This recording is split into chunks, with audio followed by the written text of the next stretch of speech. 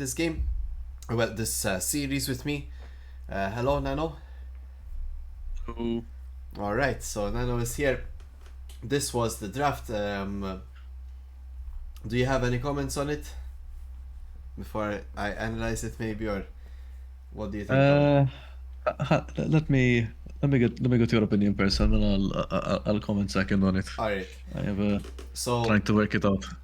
we see gamers with attitude here betting out Akali and Syndra and Volibear. These are targeted bans towards Akali himself. He plays both Akali and Syndra, and Ducky Warrior plays Volibear. Peach White plays Volibear. So does Ducky Warrior, a very strong champion who can be flexed in two roles at the moment. So great bans coming out of Gamers Attitude. Cavalieri are running with T to fight in this match. So in this case, Akali will be going into the bot lane though. Cavalieri banning out Viego, which is Rebinol's one of Rebinol's best champions, and he's a very strong snowballing champion. Swain targeted ban towards some Musk player who's a very big Swain, Yorick, and Darius player from my knowledge. And we also see the Tarek ban, which is Ibn Paulo's preferred support, a very strong support overall. It does leave Yon open for Shiro to take. It also leaves some picks like Zac, as we see here. It is going to be the first pick Rebinol picks up. Zac was a champion that the Gamers Attitude have used. He can be used in a lot of different comps. He does get countered by some specific champions. We see Cavalieri going with Maokai and Seraphine. Maokai specifically could be used as a counter towards Zac in terms of stopping his main engage. Seraphine is not too bad as well, but Zac can definitely get the engage on her. Gamers Attitude follow up with Yasuo and Ezreal. Ezreal gonna be very strong in the early to mid game phase, even being able to poke and get a nice AoE damage off alongside with Zac if he does find a good engage. Yasuo, for similar reasons, will pair up with Zac for a very good combination between their knockups and Zac magic damage with Yasuo AD. Cavalieri last pick here going with Varus. Varus can definitely lane into Ezreal. Varus with Seraphine, we're looking at a lot of long range poke and CC, a lot of lockdown, a lot of control. Ezreal does have the dash, but he could be paired with something that has a lot of lockdown here. We see Cavalieri banning out Mordekaiser and Nautilus. Mordekaiser is another champion some Musk player plays. Could be a hard matchup for Maokai. Nautilus is a great ban here. It does stop Varus and Seraphine from keeping a safe distance and keeping their control. And they do respond with Lissandra to face off against Yasuo. Lissandra against Yasuo, pretty standard matchup. Lissandra damage apart from Q pretty much all goes through Yasuo Windwall, and she can also outshove him and CC him later on in the game. We see Gamers Attitude not having the Nautilus, opting for Amumu over something like Leona. I think Leona would definitely give them a bit better control, but Amumu and Zac together will maybe give them pseudo AP damage, which is something they are lacking. So it does increase Zac's damage overall, and Amumu does do magic damage himself. And we see there they go with Yorick to face off the Maokai. Some Musk player is a great Yorick player. I'm sure we're going to see a lot of niche tricks we've seen from him already. We do see Cavalieri though securing Wukong, who's been a very strong overall jungler in this patch. Wukong into Zac, I think it's a bit more Zac favored, but Wukong does want to scale as well, so does Zac. So we'll definitely see how that goes, in which way it goes. So I'm not expecting a lead from jungle. I'm more expecting a lead to come out of mid lane with Yasuo Lissandra matching up, and even from bot lane here with Varus Seraphine against Amumu Ezreal. I think top lane should be a bit of equal ground. Maokai very hard to remove from lane, and if he does have teleport to come back. That's my opinion of it. I think team fights can go either way, depends on who plays them better. So yeah, I'm really looking forward to see this first game. What do you think, Nano? We know this is a for sure Zac jungle, right? Yes, yes.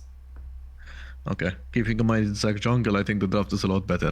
If Amumu was to go to jungle and Zac was gonna go to support, I would say that this draft would be 10 times worse on the side of GWA. You basically deny yourself the SO Zac, and to be blunt, I mean, Zac is just not the best support playing into Varus. Other than that, I mean, I would say this, the Amumu support pick is not the worst thing I think they could have picked. There are maybe maybe a few better picks they could have chosen to go for if they knew they were going to lock in this Yorick. To be blunt, something like a Zyra, I think would have basically done the job of the MMO, but maybe a bit more traditional, would have had better poke. You can contest more with Varus Seraphine. Other than that, I mean, realistically, you could have also gone something more like maybe a Silas, because you do have a lot of high potential ults you can see from the enemy team. Silas supports something that's been cropping up a lot recently, and I think it's one of the stronger picks in support that's kind of a bit slept on. But yeah, I mean, I'm always happy when silly stuff like MMO support gets picked. I do think it has its place here. Like you said, it is basically you could say a replacement for the Nautilus. And while there are again technically other champions that could maybe fit this role just slightly better, like I said, the Silas, you could also technically go here something like a Shen support. I think it's very strong into Varus and surprisingly good into Lysandra Maokai, being that they're short range champions who want to go a bit into your face, and so the taunt is always a genuine threat.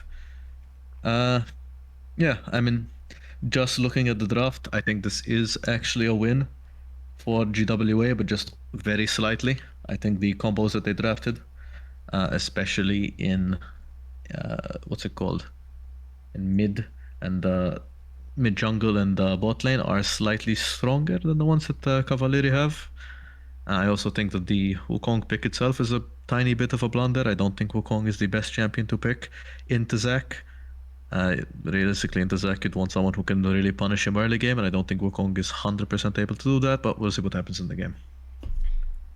Yeah, I think the matchup is quite neutral, but Zac does have a lot better ganking advantage alongside his clear. So let's see how it goes. As we do have the game loaded up here. I'm waffling as my team, they would say. Let's just see exactly what happened in the game. I am interested to see actually what happened. If I was to guess, like you said, I mean, you're not going to see much action. Top, you're going to see mostly mid and maybe some bot. Any lanes which like needs a big lead or could get a big lead could snowball out of control. If this Yorick gets really fed, I mean, I don't really see a champion on Cavalieri's side who can actually counter him or like actually hold him off in a side lane. That said, I'm pretty sure every single one of Cavalieri's champions, if they get ahead, also can't be dealt with by gamers with attitude. So if we see a head Varus or we see an ahead Wukong or even a head Maokai, I'm gonna be honest, I think it's gonna be very difficult for gamers with attitude to do much. So you do see basically them just saying, hey, we're kind of weak early game, let's play safe. I would have liked to see a bit more vision control on the side of Cavalieri here. They're a bit spread out. There could be some deep wards from the side of GWA, even though they choose not to. Yeah, both sides kind of leaving it up and open here. Zanzo actually finds an option here by warding the Cavalieri blue buff, because no one's covering in this moment, and Cavalieri are just holding it back, not really getting the lane advantage in terms of vision when the game started here. Definitely something that both sides maybe could have looked to do. So junglers are jungling top down. Of course, we're focusing that bot side because if your bot lane gets behind, the game becomes incredibly hard. As we will probably see. You do see Yeet divided, you see Shiro just auto-attacking each other. Realistically, if I'm the Sander here, you want to get the Yasuo as low as possible without dying to a single Zac gank. You have a window basically between him clearing his blue and Gromp, and technically after clearing his wolves where you can get ganked, so you need to play safe there. That said, your main goal in this lane is basically to just annoy the Yasuo as much as possible, try to not let him farm, try to delay his scaling as much as you can, and then sort of going for these early mid fights when you just have more CC. As we see Yeetified warding the Raptors, seeing that they're still up, so we can tell he pings there. The Zac is on the Wolves. Very good little game awareness there from him. Svitushi Shiro, he is trying to go for an all-in, misses the Q. Tiny bit sad there, seeing as the Lysandra E would have basically been hit. Kind of tells you where she's gonna be. But yeah, I mean, it's a pretty standard. We see the Maokai just shoving in here. It doesn't really matter realistically what happens top lane here, provided one doesn't die. Both junglers are jungling away from them here, and they both do have TP. Azushi Shiro quite aggressively stepping forward, does whiff the wind wall a bit. I'd be looking here at this bot side. The Zac and the Wukong are both batting down. Cavalier's bot lane is pushing them in. They do have a crashing wave. So this is a favorable gank for the Zac, as we see the Yorick also getting shoved in. They will try to hold the wave here, but they mess it up. It's a shame. That could have definitely resulted in a very nice Zac gank, even seeing that they do not have any wards on the bot side bush. But they do mess up the aggro there a tiny bit, and it does crash. So you do see a very early Maokai roam from Ducky Warrior. Shiro barely able to dodge it out. So we do see once again the Zac gank. Again, if that wave was frozen in front of their tower, which it kind of is, but realistically this is a slow push, so it's not going to be the worst. That would have been a very little Zac gank. Zac does seem to be wanting to go for that one. He's wasting quite a bit of time. Wukong already walking to the top scuttle after getting the bot one. He may just double scuttle here. And that's one of the risks you take when you're a jungler pre-6 on going for these early ganks, you know. And there's one thing that you see, you know, players like Aguren do is that they don't like to go for these sort of risky ganks early game. They'd rather just take either something that's 100% guaranteed. As we see, Peach White does in fact get first blood on the Yasuo. Yeet fight will go down to Rebenold. The Zac is quite low, but of course he does have his passive. No upgraded TP is up. Peach White will choose not to flash Q auto this. Alright, But yeah, so, I mean, there you go. That's what I was saying. we see Akali does fall down here, Zanzo and even Paolo find the play. They also get blocked there as well. So strong here, Ezreal in the early game. Pretty much, if Amumu connects his Q, it's gonna be a nice and easy kill. It's good to see that Cavalier doing well in the mid lane, but they are suffering a bit here from bot lane. Schemers that you are securing their lead here. 2 kills is to 1. Realistically speaking, I think this is still a very fine position for Cavalier to be in. I mean, yes, your AD carry being down that much CS is a bit of a problem, especially with the 2 kills. That said, Seraphine Virus are going to become very, very difficult to gank with once they get access to their ultimates. And very difficult to wall in for the Amumu. I hope Eben Paulo here does let his Ezreal kind of just farm bot, enjoy the fact he has these 2 kills, and start to roam, because again it's just going to become so hard to actually find a kill on this enemy bot lane once they get their ultimates. As we do see Yeetified probably getting ganked. He does barely juke out of the Zac, dodges the Q as well, and just ease out. Very nice little play by Yeetified. As we do see, not much. Yeah, I mean, again, it's a, you know, Lissandra's a very neutralizing lane for Yasuo. You're not really looking to get too far ahead. Maybe the occasional poke here and there with your Q and W whenever he tries to go in for a dash. But realistically speaking, I mean, Lissandra's not looking to get like crazy ahead here. She's just looking to stay even with CS, get some decent XP, and then play around the fact that she does have a very annoying mid game for the Yasuo. As we do see the Yorick trying to ult in, some mask player does get the ult. Peach White is just right clicking some mask player to that, but he's probably going to go down due to the 5 to 6. As we do see Yeetified holding off the jungler. Shiro does go quite a bit deep here, but he will probably find a kill onto Peach White. The Q connects. Will he find the Q2? W clone. Very close from Peach White, but he does manage to go down as Ducky Warrior is walking straight into the maiden. This will be probably a double kill for the side of GWA. Alongside the grab also being secured there, so Game with Attitude taking the 2-4-1, and also the grab, it does help them edge out a bit more in that top side play, while they might even secure Dragon here as well as a combo deal. Not looking that great here for Cavalieri. And this game is looking like a very strong early stomp for GWA. Stucky Warrior will once again get chunked due to Yorick. Okay, very annoying champion. One of the current abusers of the triple damage amp builds right now, although he does tend not to only go 2 of them. Being Sojin and Liandry's. It's a pretty strong combo on mixed ratio champions who can abuse it. Mostly just things like Yorick and Akali. I'm interested to see what he will go since he is against his Maokai. I'm assuming something like a Black Cleaver, which does seem to be what he's building. Although I'm curious if he will then go into a Sojin and then a Landry third, or if he'll just build a more, reliable and sort of common build, which still does have Sojin, but, we'll see exactly what's going on. A very good position for GWA. Ezreal very close as we get a Zac gank on the Eta fight. Yasuo wind was forward in order to deny the E for the Lissandra, but it does not seem to be enough. Yeah, I would Again, assume Lissandra Yorick does is have going this ult. for Black Cleaver here. Might just be the case. Or it's either that... No, they have Kindle Gem, so... It's not Trinity Yes, Force. I would assume it's Black Cleaver in this case. I'd assume it's probably Black Cleaver. I'm curious what he goes second and third though. I'm assuming something like a Spirit Sojin, maybe a Hullbreaker at third.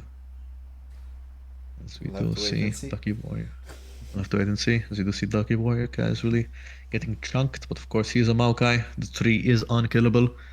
Not many days left. If you want to get free LP right now, just pick Maokai, get to 2 items and become absolutely fucking unkillable. As we do see a gank by Peach White, the Yorick does have the ghost though, and he may just walk away, which he does. He's actually threatening a kill on Ducky Warrior here, so he does walk back in. Zac does come re-engage. The ghouls just solo kill Ducky Warrior, as he does get a double kill from some masked player. Wow, Etified looking a bit scared here. Ibn Paulu baiting out the Q with an E. What an amazing little play there. And yeah, this game is looking very, very hard for Cavalieri. 8-2. Again, they do technically have a scaling advantage, so I'm interested what happens here. Spoilers. As we do see, I believe this will be another plate, so 4 plates for the side of the Yorick. The Yorick is getting quite big. Yeah, I mean, I find it hard to see a way out here for Cavalieri. They're trailing behind in gold, and most of Gamers' Attitude carries, except for Yasuo here in the mid lane, are quite strong in the head of their opponents. They could send their bot lane mid and threaten that Lissandra a bit better. Maybe leave Shiro in the 1v2 bot lane. Or maybe send him top against Maokai once he finishes Blade of the Ruined King. Might not be the worst idea, but... yeah, let's see how it goes. Grubs are spawning now. I would imagine that Cavalieri might want to contest them and not give them up to Gamers' Attitude. Oh, some mask player might Or get grubs caught out. on a Yorick is scary, but some mask player does seem to get out. Zac does come in. Q hits a minion. Will he get the auto off? He does get it off on Yetified, but it does seem like this is going to be a very safe play as the minions are absolutely whacking. Ooh, Rebenold does not manage to do the E flash combo, but he does still kill Yetified. As we do see an engage by Ivan Paulo, ult does come out. Seraphine ult barely hits. Wow. As we do see possibly 2 return kills, just the one return kill, and we do see Rebenold and Summas player getting these grubs. 4 grubs on the Yorick is quite a bit scary. This could result in a Yorick that is unstoppable in the top lane. As we do see Shiro going on to Peach White. Sadly misses the Q, but he will of course pressure him away from the grubs and guarantee the 4 grubs for his team.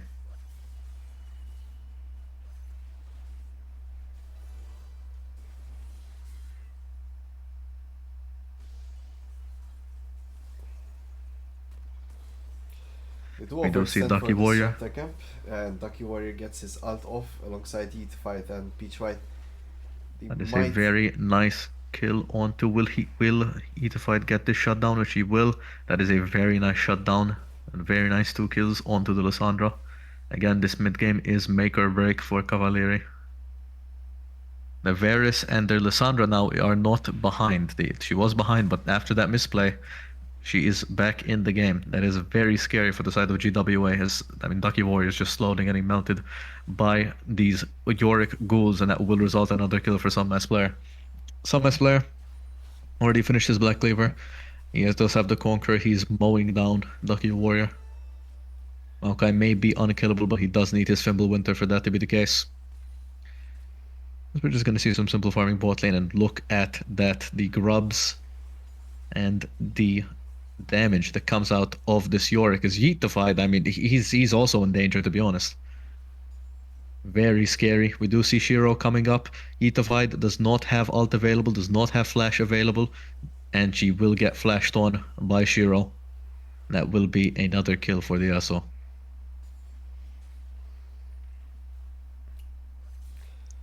Yep. So we're looking really strong. Rebenold in the meanwhile is taking Dragon as well for Gamers with Attitude. Zanzua getting a ton of plates here in bot lane as well, using Ezreal out to get the next speed. Ducky Warrior and Shiro shake hands here, as I highly doubt they will be able to move Ducky Warrior's health bar between the two of them. So yeah, they will have to disengage despite using Yasuo ult. Dragon secured by Rebenold in the meanwhile. Let's see what the next play is. We do see Herald about to spawn. That could be something they can play for, potentially in the top lane territory to open up mid lane. Would be nice to see them make a play around this type of side. There's an argument that taking mid lane tower here is actually bad for GWA, seeing as they don't really have a chance to end that really early, and it does give Cavalier the chance to freeze under their tier 2. As we do see even Paulo get a very nice 3-man ult. Will it be the difference between losing and winning this fight? They are just jumping on Zanzua here. Zanzua pretty low. Does get flashed on by the Wukong, will go down. As Ibn Paulo is also quite low. Lissandra, very nice little poke with the Q, and that will be a triple kill for Cavalieri. As Shiro, no! Shiro also gets caught out, and this may be a 4-4-0. Bodgar autoing into the wind wall, barely misses the Lissandra Q. Shiro is running for his life. Peach Warrior very close. W does have a WEQ available. W is not enough. Tanks the tower. Shiro Yetified takes the damage. Does barely live, but she will execute the minions. Man, what a giant gold swing. As we do see some S player once again whacking on Ducky Warrior. I mean, you cannot be this far pushed if you're a Maokai in this matchup. But he will just manage to barely get away with the ult. Mask player choosing to go for the Swifties boots instead of the Merc Dreads. I'm curious if that will bite him in the future, seeing as he is playing into a very CC heavy comp. Yeah, let's see if they still have the advantage here after that big play there in the bot lane. Do you see Cavalier slowly coming back here in the gold lead? We're only 2.3k behind in the meanwhile. Seems like Peach White is here and he will secure He his does red use his smite. smite on the red buff, which means it is not available for this Herald. Most likely guaranteeing the fact that GWA will get the Herald. Possibly the best intentional smite bait known to mankind. Just taunt a jungler into thinking you're gonna take his buff. Yeah, it's gonna be hard to take it in his face. It does go with Sojin next as you predicted. So looking really good. Shiro here gets caught out by Yetified's ultimate. Peach White is here to respond as well to Rebenold's engage. Rebenold forced to flash out. They're not managing to find these ganks as Shiro's going down a bit too early. This is looking like a really rough game for the side of GWA. It was looking so good in that early game, but one throw after another just made it so hard for the side of GWA to actually do anything. They had such a strong draft, but a strong draft isn't going to mean anything if you're going to keep giving these kills, these shutdowns to the enemy team. As Bedgar and Akali are basically bullying this 4-0 Yorick. He just cannot walk in even with an item advantage on both of them. As Ducky Warrior is going to get caught out by 3. He does seem to be trying to execute. No, what am I saying? He's on his side of the map. I'm tired, man. As Bedgar and Akali are just going to continue bullying some mask player. This might be a 3-man dive underneath the top tower. Nope, looks like we're gonna let the orc walk away, and we're just gonna take the safe play and just take the tower. And I mean, this Yasuo just, as much as he wants to try to kill, even with Bork, it is just so difficult to kill this Maokai. He hasn't even finished his Fimbulwinter, and he's already that tanky. And this champion is something else. As we do see a Zac gank, ult does come out. Same for the Yasuo ult also does come out. Will Ducky Warrior manage to escape this? He does heal with the passive. He's healing a lot. He does manage to get the W off, heals from the minion, but there's 4 people on the side of GWA, and they will take down Ducky Warrior. 1-4 for the Maokai. Games that you find here's Cavalier. But Peach White does use the plant here. It does full engage on Zanzua. Ibn Paulo re-engages here on Akali and Yetified. But they're all caught in so much AoE damage here with Bodgar's ult. They do take out the remainder of Gamers with Attitude. So much damage coming out in the combo there between Wukong, Seraphine, Lissandra, and Varus, honestly. It is a very lethal combo, as we do see some Mask player is on the verge of taking their inhib. Would it, choosing not to be wise, not worth to give over that 800 gold shutdown, choosing to just go and let the inhib be, as we will see the first Drake probably for the side of Cavalieri. Let's see if GWA will try to stop him from taking it.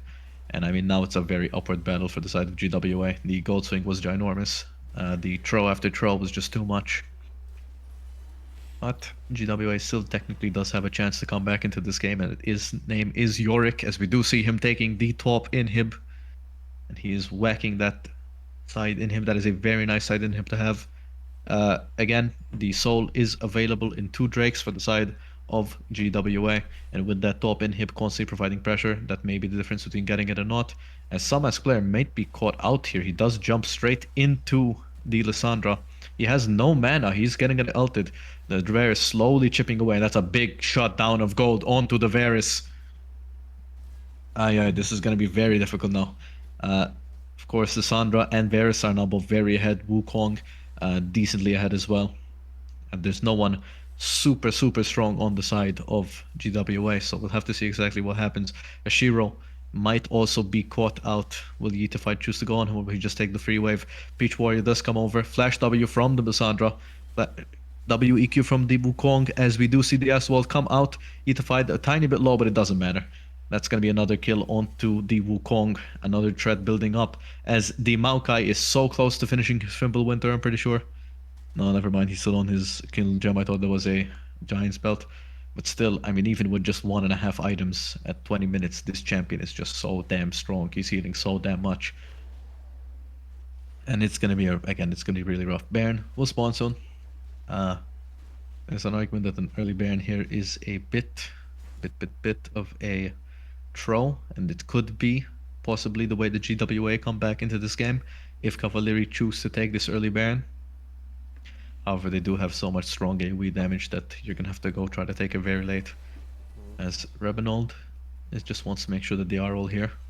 No, Evan Paulo may be caught out here. Lissandra, Seraphine ult does come out. Lissandra E tries to catch him out. Maokai ult comes out. They are now lacking a bunch of crucial ults there. I think they've realized they can't take this Baron anymore.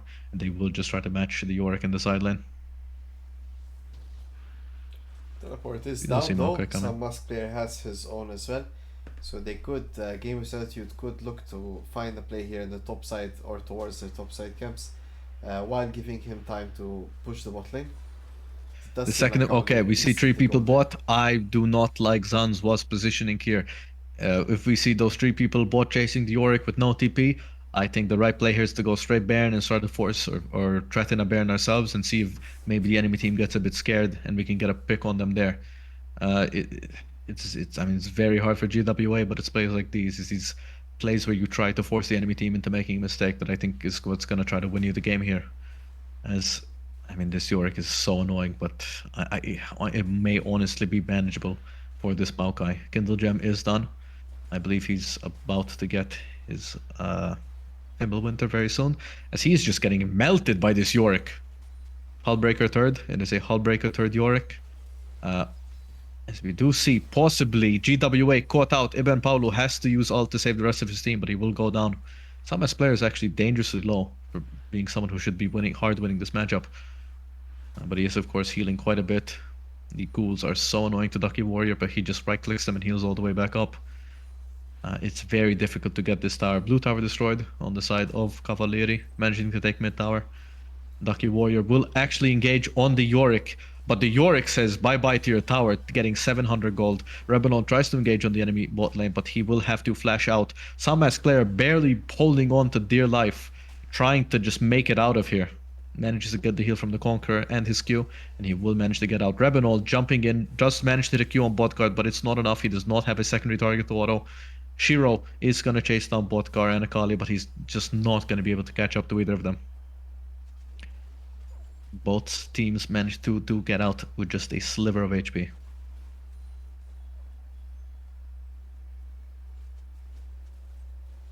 Man, what a crazy game. For a game 1, an absolutely crazy game 1. very back and forth from both teams. As we do see, Rebenold and Pichua just farming the jungle. Next objective is going to be the dragon. I mean, realistically, either team here, you're going to be fighting for this dragon. Early game Barons don't really provide much of a buff, and they are quite difficult for your team to take down. As we do see Ducky Warrior pushing out mid. He has finished his 2 items, which means that he's now full build because Maokai is a great champion. They are equal gold though, it's not that far away. The biggest difference is mid lane, as Yeetified is almost on his 3rd item, and the Malignance damage is going to help out Varus as well. So with Wukong lowering resistance is definitely going to be strong. Akali flashes out just before the objective as Shiro finds him, says hello. Dragon Not really is something there. you want to be seeing from your support, as the dragon will be started. 4 people are reacting to this dragon, and you do have Yeetified on the standby, seeing if he can catch out Zanzua. He does. What a great read from the sides of Yeetified, but he will get CC'd by Evan Paulo. But he manages to hit the Q and kills the Ezreal. He's not staying at his max range, does not respect Yeetified. Yeetified will end up catching probably both of them here. As he tries to re-engage, but it's just not enough. Another topside inhib by the Yorick. But will it be enough? We're down even Drakes, 2-2 Infernals.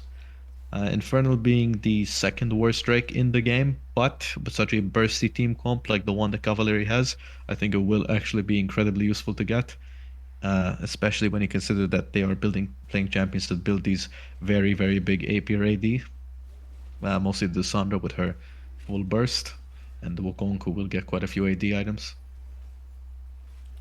It's Sending Maiden to push down bot lane. They were equal gold. It's a shame that Gamer's Attitude got picked off in the mid lane. If they were gonna fight, they definitely needed to use that Yorick TP, or just respect it, give up Drake for inhibitor. But it seems like Cavalieri did find the pick for Gamer's Attitude. They are slightly now ahead in gold, just before Baron. Not really sure who wins this fight. I would think that Cavalieri have the better team fight comp, just because of how Yorick works, and Yasuo isn't really ahead at the moment. So I'll have to wait and see how this plays out. Rabadon's on the Sandra is pretty huge too, as a 3rd item. A lot of AoE damage you can burst out. Sandra may have to TP here because they are quite quickly rushing down this Baron. One wrong fight, and this could go into either team's side. As we do get a nice little Wukong ult. The Seraphine ult, I think, did get blocked by Windwall, or was I wrong? I'm not sure, that was a bit of a weird spectator thing. As we do see the Sandra TP, and she does basically clean up the entire team, and like we said, this might be as well GG. The Sandra is just too strong. The Rabadon's 3rd item at 25 minutes is just so much damage combined with the 2 Infernal Drakes. I mean, it's looking quite difficult for GWA to come back at this point in the game. We have managed to somehow still stay even in gold, which is interesting, but I think once we start taking these towers, that is going to change quite fast. Baron is still kept by some members of Gamers Attitude. They tried comboing the Yorick Maiden alongside the Baron, and it did work out for them, just a little bit not fast enough in terms of taking it, which is a bit of a shame that they do lose it on so many members, but at least they do keep it around Rebenold and Zanzua. Now, could they use this to get an advantage? They have top lane pushing in, bot lane is on the last tower before inhibitor here, and mid lane is on its 2nd, so which lane gets priority here? I would imagine they go bot lane, but we see some Mask player is rotating top side. He does have teleport though as well. Oops. They may be threatening a top lane end by the Yorick, recognizing that they're quite a bit behind. They may hope that they can bait the enemy team to this bot lane, and that the Yorick can try to just finish it through the top side. It's maybe their Hail Mary attempt at sort of holding back on this game and hoping that they can actually catch up. As we do see an engage by Rabenold. Yeetified's E does get blocked. Amazing timed ultimate. This may be a 1-for-1. It is not.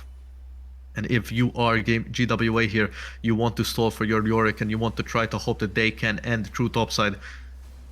That is a kill by GWA, but you're not paying attention to your backline carries. They will get melted by the Wukong. Wukong, 1 kill, 2 kill, 3 kill. And GWA overstep a bit too much. I would have liked them to play a bit safer, try to let this Yorick find a way to end, but I think this will not be an end for this Yorick as he is trying so hard to get these towers. Gets 1, gets 2, he is on the Nexus tower. GWA, if you had just played a bit safer, this may have been a game for you. Oh, they have the wards tech. The famous wards that Waffle Warriors abused against Cavalieri with an open Nexus. Now, that does it get swept? Do they have... Oh, it's still there. It's still there. Will Salmask channel his inner Polizia and arrest the enemy Nexus? Oh no, it does get spotted out. It They does learned get their spotted lesson. out. Oh, they've learned their lesson. Oh no. So, Zach E, when you land, you can flash and stun someone else. Is that a thing, really? I'm not sure if it got bug fixed. If you time it perfectly the second that he lands and you flash, it's a bit like Shantant. I've seen it But it's attempted like twice this game, but I have not seen it connect in my opinion. it's like one of the hardest things you can do in Zach. It's like as we do see an engage by the Seraphine, I'll get back to it in a second. As we do, Bodgar is flashing onto Zamza. This may be the game for the side of Cavalieri as they GWA step up and they put so many resources onto this Drake. Ah, Not sure it's about such that a shame, man. teleport. Not sure about that teleport. Yeah, what's the plan behind it? But to see Maybe some we're just going for a very deep flank on this Yorick, as somehow we've managed to find them. But yeah, it's a lot like the Camille E-Flash tech, where if it's literally pixel perfect and you time it exactly right, you can actually change where the knockup is. But it's very difficult to pull off and it's not very consistent.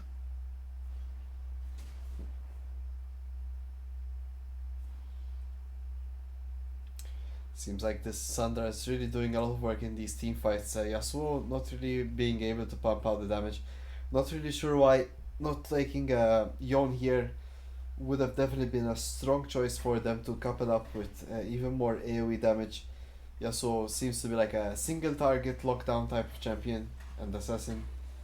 Maybe good to get the backline, not really great in the AoE comps. And given that this backline has so many ways to respond, especially with the Wukong ult, if you do just to stay back, I mean, the Yasuo is just a bit of a greedy and aggressive pick to pick here. As you do see some mask players saying, please let me at least get the inhib before I die. He will auto. He's doing so much damage to these Nexus towers, but he will eventually just fall down and die. A bit of a tilt push, Man, if you ask me, to be honest. Bit of a tilt push. I mean, I'll be honest, I would too if my team aggressively went for kills there, instead of just trying to stall out while I try to win the game. That said, I mean, what can you do? This is the game that you're playing, this is the game you're gonna need to fight in. 17 kills to 30, even though the gold is very equal. I mean, Cavalier do have a 1k gold lead, maybe it's a bit less, but realistically Just 1K speaking, for all that, yeah, it seems like something is a bit off, but the towers do make a difference. towers in fact do make a difference. As we do see Ducky Warrior, I mean, that champion is so broken. Guys, please, before it gets nerfed next patch, please just abuse it, get some free LP. Get your dream rank before the season ends.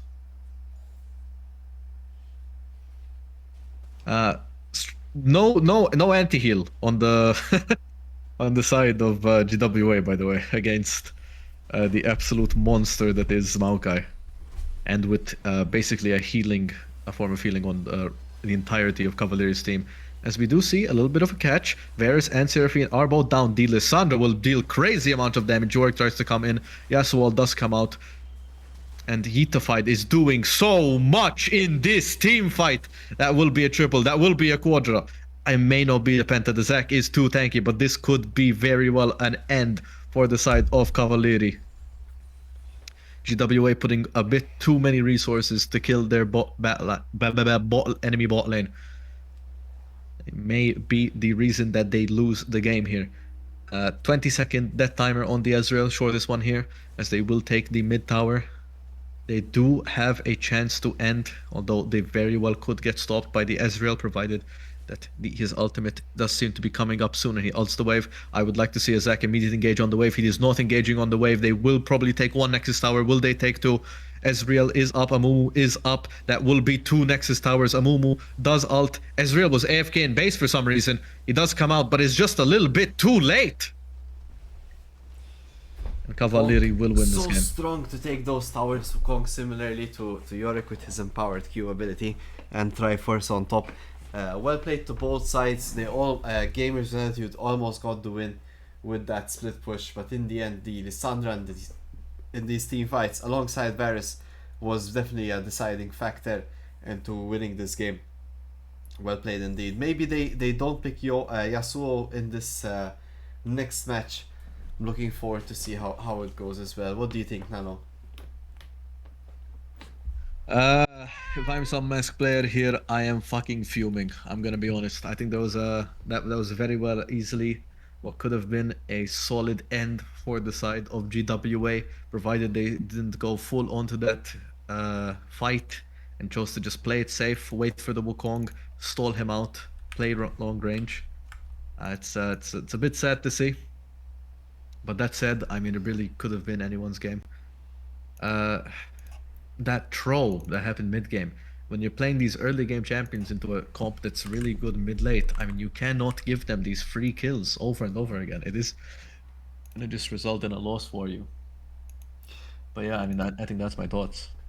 Let's see Also, no anti-heal item versus Maokai. What? Yeah, I mean, let's see if they pick up on these small errors. Of course, it was very close of a game, quite nice as well. A lot of back and forths. Something I would have definitely want to see out of these quarterfinal matches. We'll be going on to game 2 in just a quick break. So I'll see you soon, Nano, in about 5 minutes. All right. See you then. Oh, bye.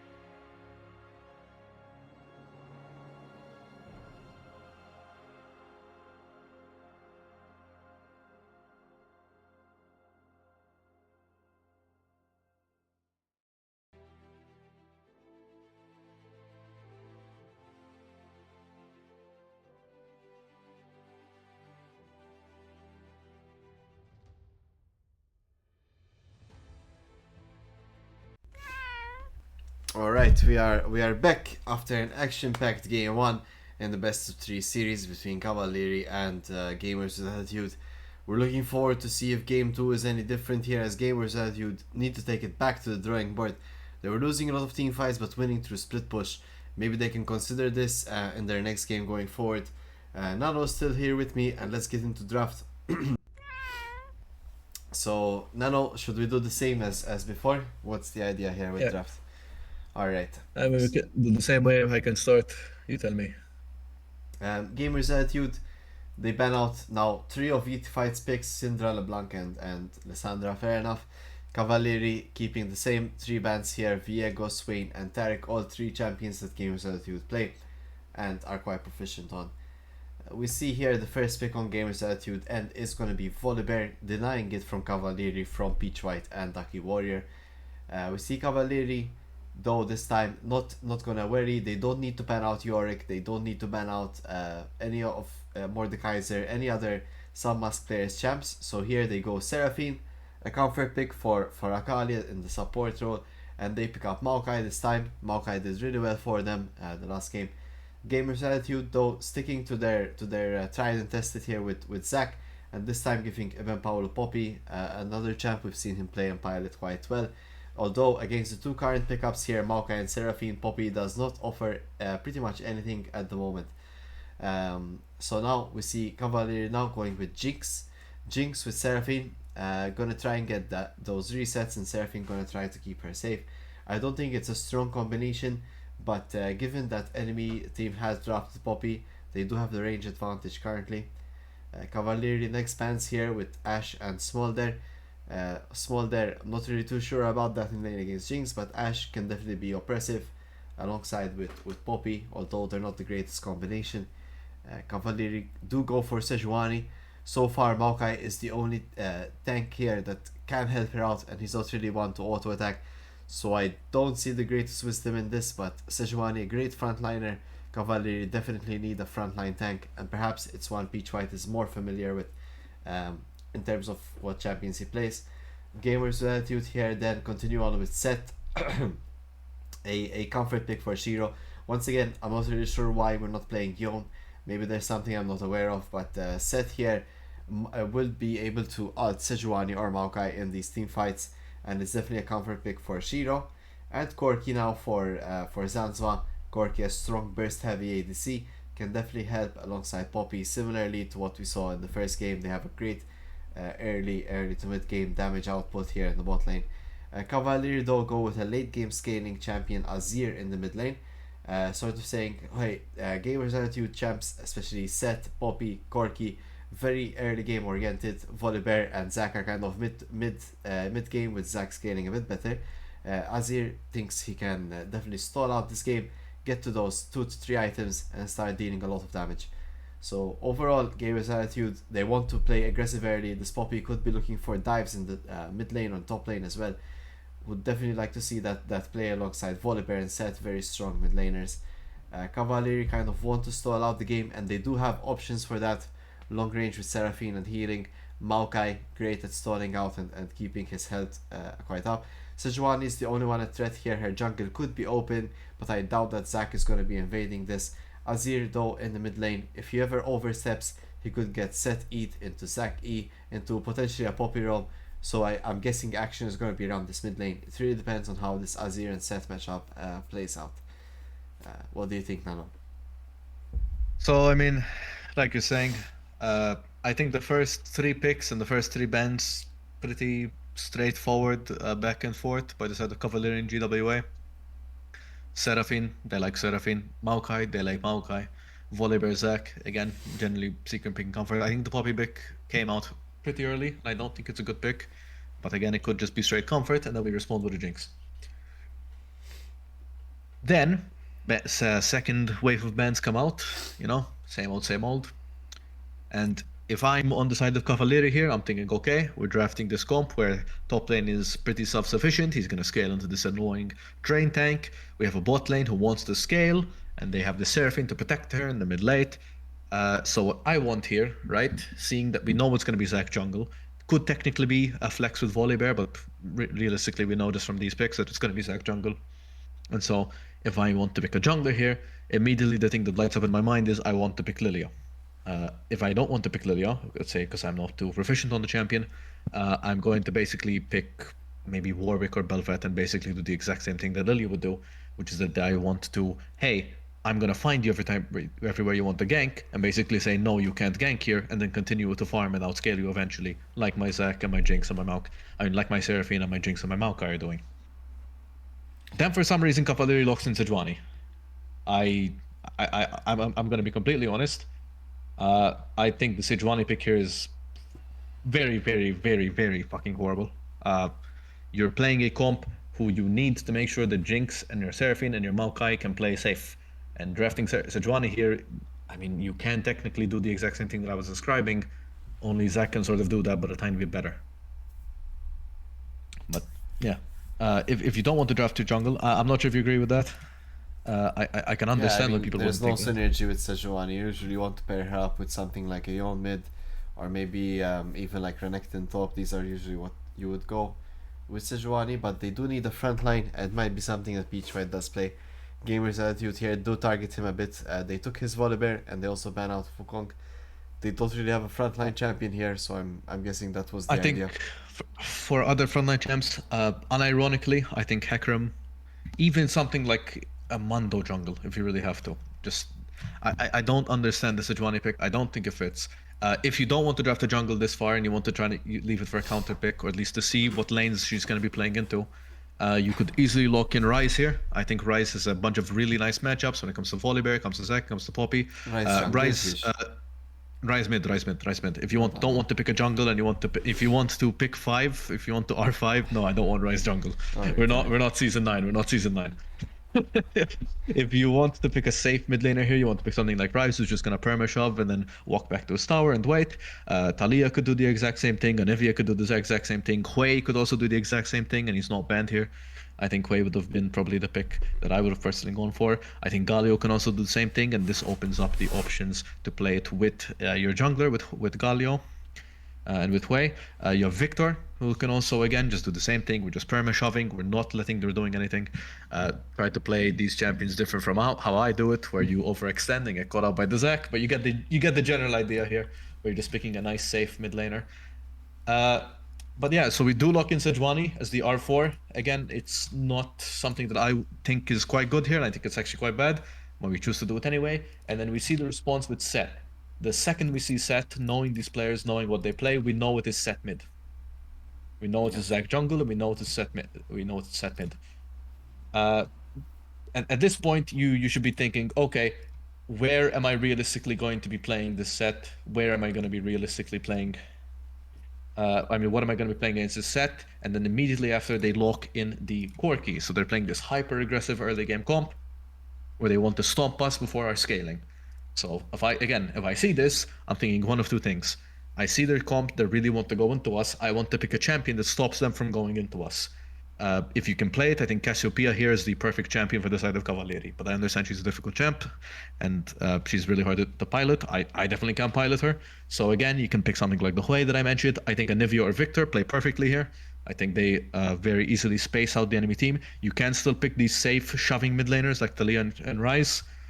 But then Cavalieri do something which I think is even somehow more troll than Sejuani, and they lock in the Azir. I don't know. I really don't know. I think the Azir really just does not fit here. You're basically going for the full greed play of. Hello? And just play safe and play low econ. And by doing so, I'm then going to also lock in Azir to scale even more. I mean, Against a hyper aggressive early game comp. You can always keep your soldier and E. You know, if Zac ganks you can just dash out if you react accordingly. It's quite Main safe. issue here is the Poppy.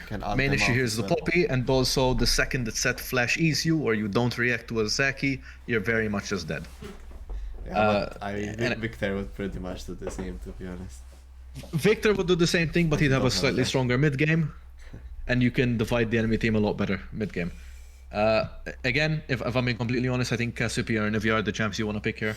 You could also argue Hui. But I don't know, I just don't see Azir as being the pick here. No, like knowing I don't mind it that much. I think it's okay. He can hold the lane. If they engage on them, he just ults away or just dashes away. He fits that long range mage niche and has a dash, so I like it. it is actually looking back on it, the Oriana ban from GWA I think is also bad. I think Oriana suffers the exact same issues that Azir is going to suffer, or at least I'm assuming is going to suffer in lane. I think the only champion that could honestly be worse would be something like a Tristana, and then you avoid yourself from AD. But yeah, we pick Azir. I'm interested in what's going to happen. I think this is a very difficult draft because of the Sejuani and Azir picks on the side of Cavalieri. That said, if Rebenold does not punish the enemy team, and if Shiro does not play aggressively once he gets the skill pressure, if some mask player does not play aggressively and try to go for this deep aggressive wards in the jungle to try to find a pick onto the Sejuani, if Zanzwa does not play aggressive into this Jinx and this Seraphine, and if Ivan Paulo doesn't go for these aggressive ganks, then your comp will fall apart because the enemy team drafted full scaling. And if you reach 2-3 items against full scaling, you will lose.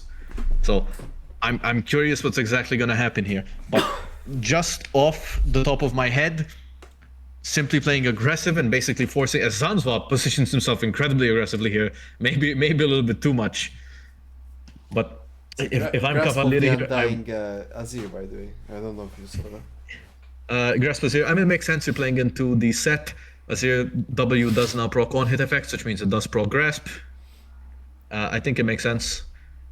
Yeah, you're basically playing Azir here like you would the Victor, but of course you don't have the strong tank melting mid game that you would have via Victor. And it's a lethal tempo Volibear as well.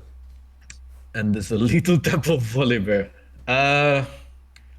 I feel like press the attack could have maybe been a bit better for the Volibear here. Arguably could also go grasp and try to play again around these like 2 item spikes. If I'm the Volibear here, I'm probably I'd want to go the Cosmic Drive build. If you see him there, he's already positioning for the proxy. So playing proxying here is a bit risky, seeing as how there is a Sejuani who will start topside, and they're of course going to be jungling down again, because again, we're playing it, it's a very volatile bot lane. If that Corki gets ahead, he can just run away with the game. But yeah, I'm like I said, I've given my thoughts. I think the Sejuani pick doesn't really work. You don't really have any synergies. You need to pick a champion which I think is more aggressive, or at least hyper scales a lot faster than the Zac. And I'm also not a fan of the Azir pick because again, I feel like you need a champion who can play this really strong mid game so that you can transition into the strong late game of the Jinx. That said, playing full greed like this, if you think your enemy team cannot punish your aggressive plays, then I think it is a tactical choice. I'm not gonna say good, I'm not gonna say bad. I think it's a genuinely tactical choice to say, I don't think this enemy team, after playing against them for game 1, can actually punish our weak early game. And so I'm gonna draft this super strong scaling late. We'll see exactly what happens, as we do see basically just a repetition of what happened last game. Some mask player is just letting himself get pushed in. Ducky Warrior is of course pushing in, knowing that bot jungle is jungling down. And we are gonna hopefully start seeing some action in the bot lane. Jiro actually losing quite a bit of his HP against Divide. But I mean, realistically speaking, I think if I'm the Zac here, I'm gonna instantly go mid. But it seems like we're not gonna do the mistake that we did last time of ganking a bit too early and losing our pressure. Divide does get chunked a tiny bit by Shiro. Does in fact respond to the grass proc. And we once again are seeing a shoving lane on the side of Cavalieri. Will GWA hold this lane next to their tower, and will the Zac be able to get a free gank on the 2 mobile-less champions in the bot lane? We'll see what happens exactly. Again, Corki, one of the strongest early game AD carries right now in the game. He's basically Lucian in his prime. We'll see exactly what happens. I don't know, any predictions for this game, Jan? You think... I mean, seeing Jinx being up in CS in this matchup, I think is a bit something that gamers that you should be controlling a bit better. Corki should have that a bit easier. Yeetified, they're getting Eat by set should be illegal. Rebenold. Oh no. That was so close. But yeah, you see the power of Azir. Like if that was Victor, if that was Anivia, it was anyone but Azir with a dash, that would have been the end of them. I mean, if I feel like if the Zac E lands there, not much you can do to dodge the Q auto W from set, and then you're chunked, and then you're kind of screwed. You have to waste TP. But you're right. He does, of course, have the escape on the WA. He does have the chance to get out, but will it happen a second time? No, set Shiro is used. wastes his E. Such a critical ability. Cannot be wasting these E's into this matchup. Not really sure about this little tempo Volibear, especially into Maokai. He can just kind of cue you away when you're in that melee range and disrupt your little tempo entirely. I feel like a press the attack or a grasp would have definitely been better here. Maybe even something crazy like no, face rush is dog shit. What am I saying? As we see Utified just accepting the tower into his lane. I mean, now it's a very safe, very relaxed lane for Utified. He's just gonna slowly scale up. He does get the poke with his grasp, which of course is so strong even after the nerfs, especially against these melee targets. When you're playing these champions that have some sort of auto in their kit, even if they're ranged, and you're harassing a top laner, it is a very strong choice to go grasp, especially since it scales so nicely with the bonus HP, even with the reduced from the range. As you can see, Utified, he's just kind of relaxing, he's kind of chilling. Realistically speaking, we should know that the Zac is either cleaning his Gromp or cleaning his Raptors right now. And so Utified, of course, respecting this, saying, hey, if he's clearing Gromp right now, he's not going to be topside for now anyway. If he's clearing his Raptors, I need to respect it. And so he hovers in the top side as he does just all in, no mana. I think he thought he had mana for the ult, but he will probably just go down here. So to see first blood here on Utified, a well played gank here from Gamers Attitude. Bit of a misplay from Utified, probably thinking he had enough mana for ultimate there, and a very nice little 3-man gank. And this is what I mean. It is 6 minutes. It's a bit. I also think that should be happening even a bit earlier than that. But it is nice to see GWA still getting in this early game aggression. Of course, the more that this set gets ahead, the more that he becomes just absolutely unstoppable for the side of GWA. The higher the chance is that they can sort of just take over the game before Cavalry spawns. That said, scaling is king, as I've learned from Aversio and their drafts. As we do see, some masked player once again punishing the fact that Azir here, you will have to ult. Let's manage the ult and push them away. Yeah, I mean, if you're gonna trade Azir out for top lane flash, I'd take it. But Utified now having to flash himself, a great gank by Rebenold. We do see Shiro also trying to follow up with his own E, and Botgar and Akali taking plates though, all in the meanwhile. And this is GWA special, the perma-gank mid lane, and they will probably just keep putting more and more pressure onto this mid lane. As you can see, Shiro walk up, he does get the E, gets a nice little W there. Thanks to tower shot, I'm assuming, for the Q. As Rabinold will pull the Jinx, but it's just not gonna be enough.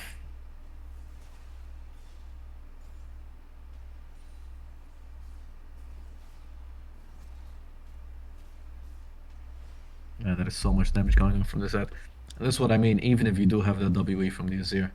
I mean, if you get stuck in that E from the set, I mean, you really can't do much.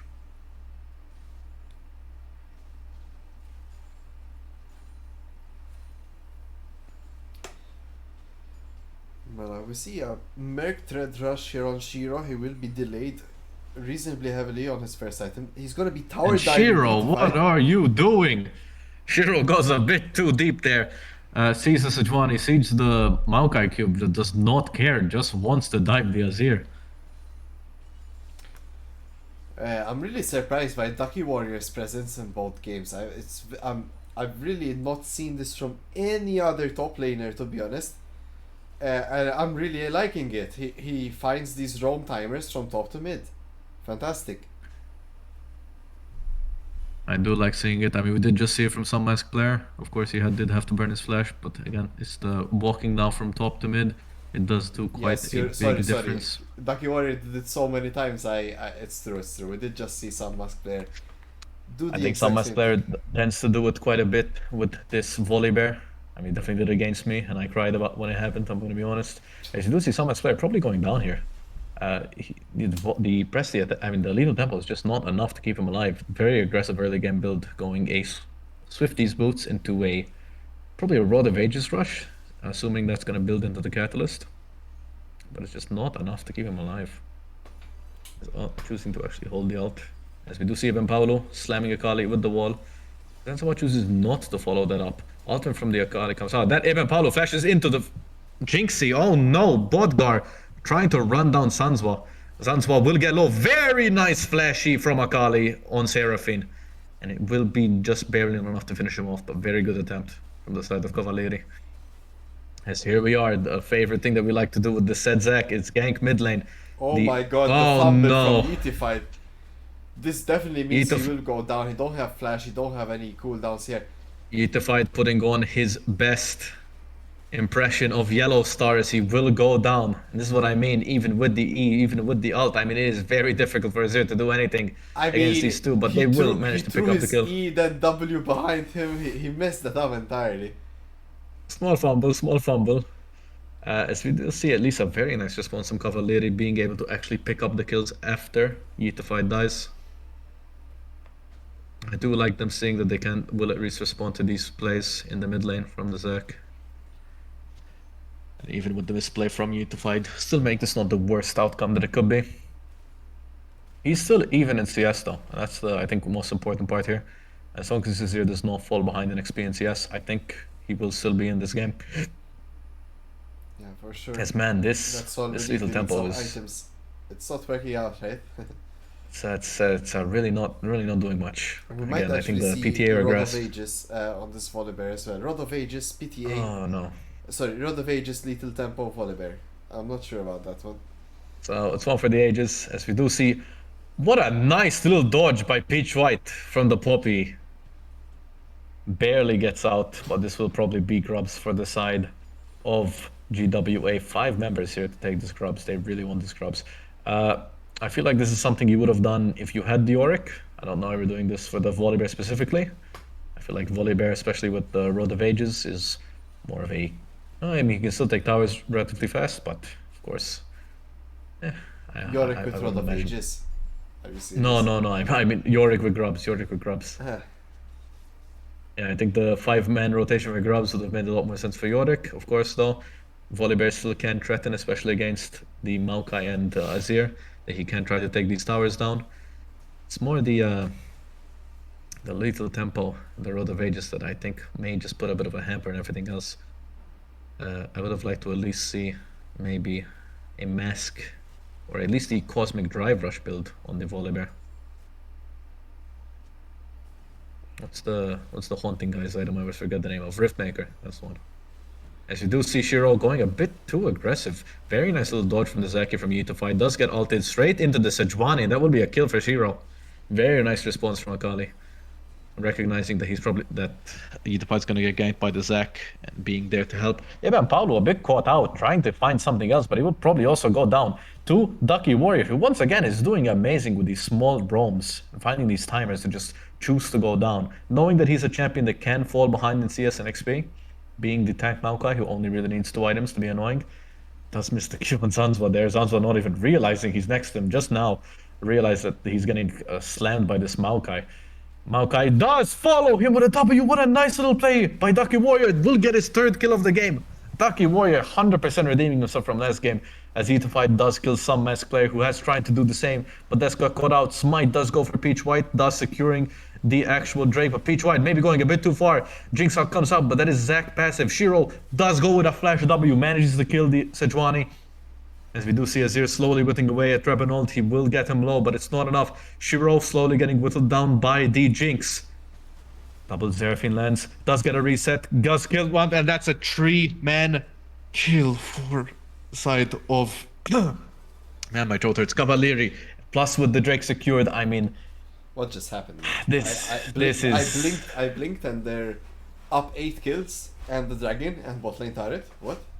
And sorry, I sneezed and I missed all of it.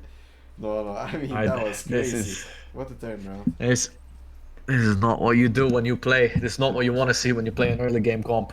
Cavalieri, one too many misplays, one too many forces, and very nice responses from the side of Cavalieri. Did I say Cavalieri the first time?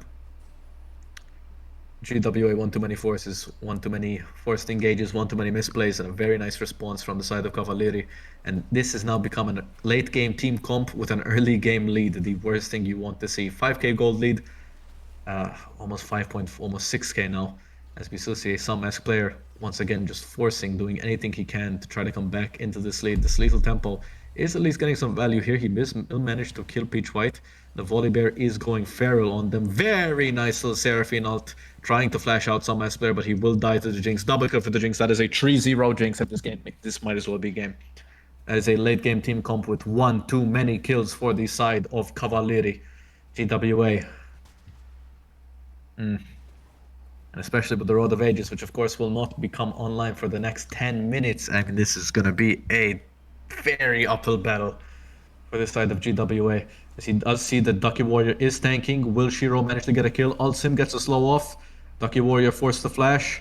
Rebenold will charge up his E, does manage to hit him. Ducky Warrior still alive. This Maokai is such a menace of a champion. Still alive, still alive, still alive. What? He's still alive. No he will way, not man. die.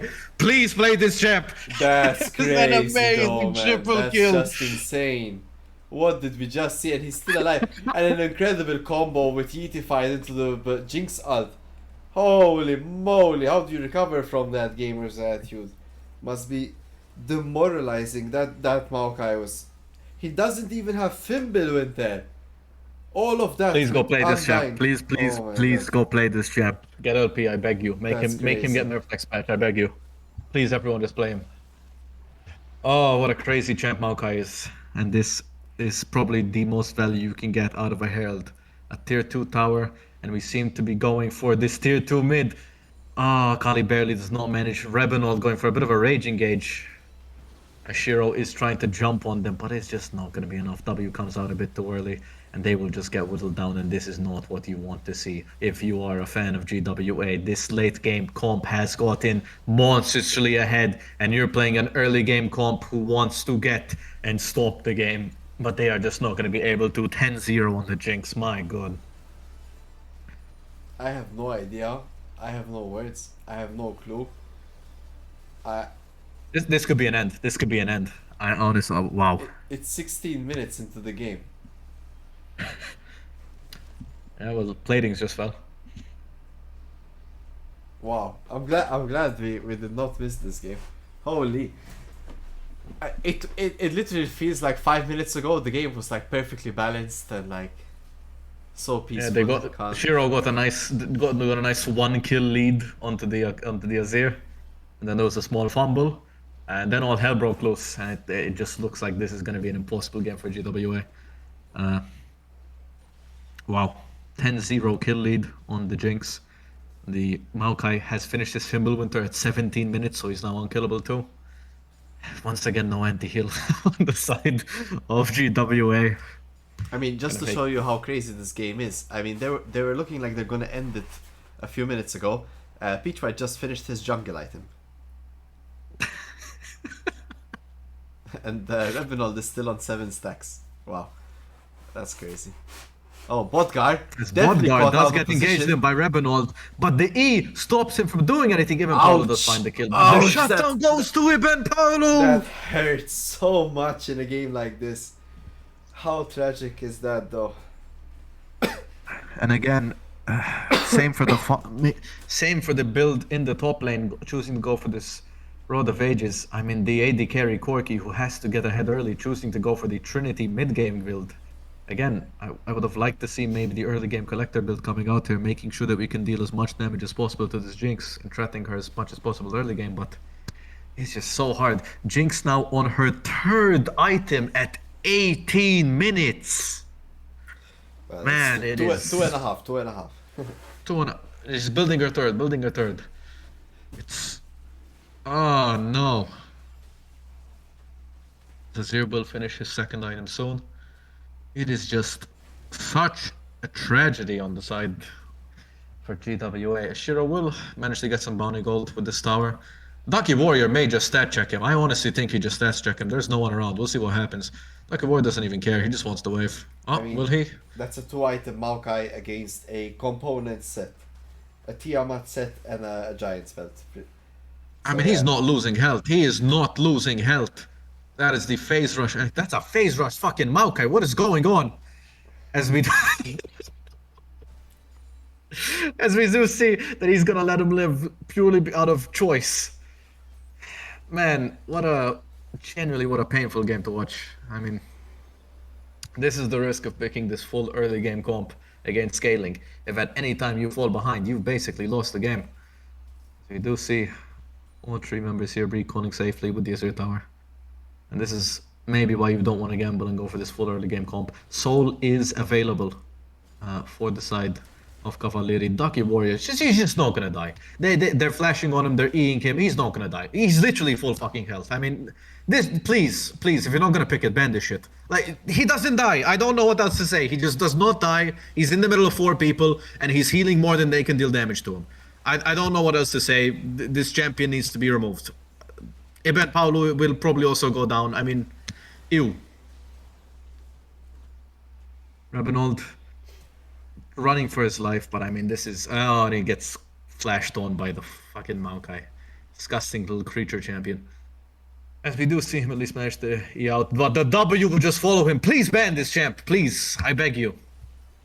But this will probably be the end for Cavalieri. Some masked player has left the game. Oh, no. I mean, he's still there It was- either way. He's dead either way. The game, to the game be will end. fair, the Maokai is heavily ahead as well. So it's not just the champion, but he is also ahead on top of things.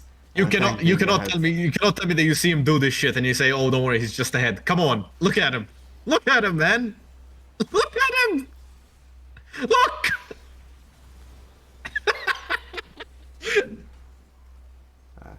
You cannot tell me a 5-0 guy is supposed to do that shit.